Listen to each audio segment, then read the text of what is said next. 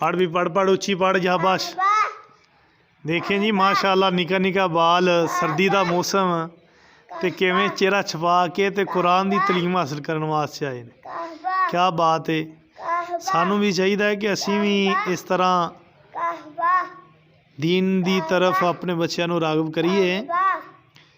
अल्हम्दुलिल्लाह यह छोटा जिहा बच्चा बड़े शौक नाल, बड़ी मुहब्बत नाल, बड़े प्यार नाल घरों चल के आंदा। उची पढ़ो, उची तुसी भी पढ़ो। की हो गया जी तुहानू? उची पढ़ो। ए वो पिंड है जिसके अंदर समझ लो कि बहुत ज़्यादा बदमाशी, बहुत ज़्यादा राह रवी और लोग दीन तो बड़े दूर ने, लेकिन इसके बावजूद आंदे ने कि गंढियां विचों गंढेला निकलदियां। तो माशाअल्लाह अल्लाह पाक ने बड़ा ही छोटे जे बच्चे को बड़ा शौक दिता है, शौक दिता है। इधर आ भी अहमद, सुना सबक सुना।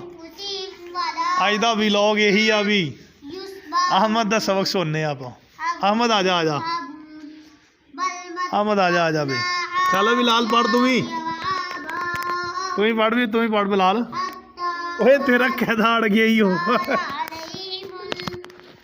चल सुना, सुना पुत्र सुना। हाँ जी वेरी गुड। मूँह ता कर हुण। आ देखो निका जिहा बटेरी जिड्डा मूँह है इहदा है। ते कैसा पढ़न दिया बच्चा है। Very good, very good. काफ अलीफ, काफ अलीफ, काफ अलीफ, काफ अलीफ, काफ अलीफ, काफ अलीफ, काफ अलीफ। चल बाकी याद कर उथे। शाबाश। हाँ वेरी गुड। बड़ी सर्दी लगती पई है बच्चे नूं माशाअल्लाह। एक कोटी पाई आ, एक ने आ कंबल लिया वा, थले कोटी पाई आ, थले मोटा सूट लाया। आ बिलाल इहदा भरा इहनूं वेख वेख के भी हसी जान दिया। ला की होया तैनूं? पढ़ो पढ़ो जल्दी करो।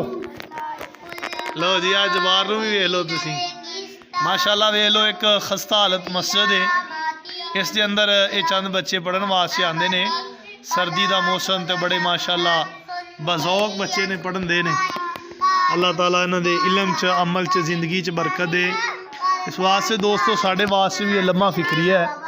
अजकल साडा हर बच्चा यूट्यूब के उत्ते सारा सारा दिन गुजार दिंदा है, और इस तरह फेसबुक, ट्विटर, टिकटॉक दुनिया की बेराह रवी दियां गल्लां च शिकार है, लेकिन कदी उन्होंने कुरान पाक नूं नहीं खोलिया।